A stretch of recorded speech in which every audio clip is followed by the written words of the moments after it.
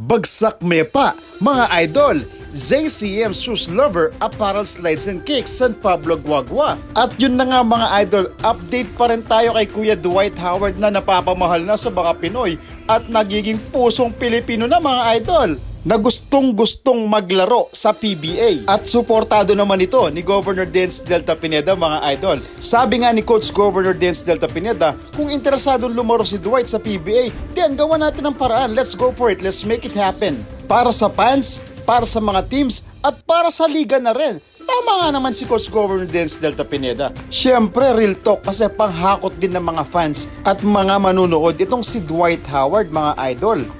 Kasi kahit tapos na yung prime niya sa NBA mga idol, nagkaroon pa rin kasi ito ng magandang karir at talagang sikat na sikat ito sa NBA sa buong mundo mga idol. Kaya sa PBA, bakit nga naman hindi natin bigyan ng chance yung tao na gustong maglaro at magpasiklab dito sa ating liga? Siyempre, para mas sumaya rin ang paliga at mga Pinoy para bumalik din ang karisma ng PBA sa mga tao. Diba? Well mga idol, hindi natin maikakaila kasi nga kung nanonood kayo ng PBA at MPBL ngayon, di ba?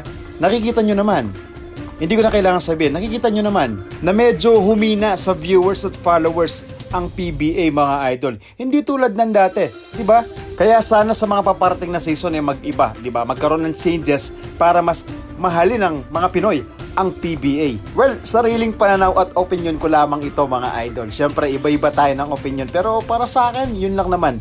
Okay, balik tayo sa update dito sa SGA Group Athletics mga idol. Ang strong team na lalaban sa Dubai International Basketball League mga idol.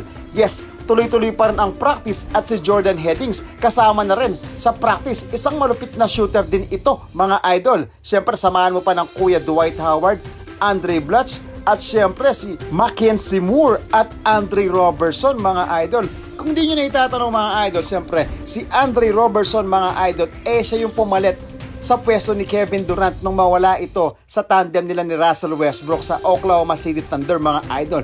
Yes, naging legit superstar at key player din itong si Idol sa OKC. At syempre mga idol, yung mga nagtatanong kung merong live yung game na ito, alam ko meron ito sa official page ng Liga at syempre sa SGA. Kaya i-follow nyo na mga idol. At huwag nyong kalimutang mag-comment kung saan talaga umaabot yung mga video na ito. Kung napapanood mo yung video na to, taga saan ka, i-comment mo, idol. At syempre, good luck na rin kay Idol Justin Balti Baltasar na kasama sa team na ito mga idol. Alam ko yung mga kamampangan inaabangan talaga yung mga games dito. Kaya sasabihin na natin yung exact schedule, Filipino time mga idol. Siyempre para mapanood natin at masuportahan natin yung mga players natin at mga idol natin, mga Lodi Kicks. Ito, yung exact schedule. Philippine time po ito mga idol. January 19, 11:15pm. January 20, 9:15pm. January 21, 11:15pm. At January 24, 1:15am. At sa January 25 naman, 1:15am. Sigurado, puyat tayo nito mga idol. Kaya na ano pa ta mga idol? Bagsak Mepa, mga kabalin!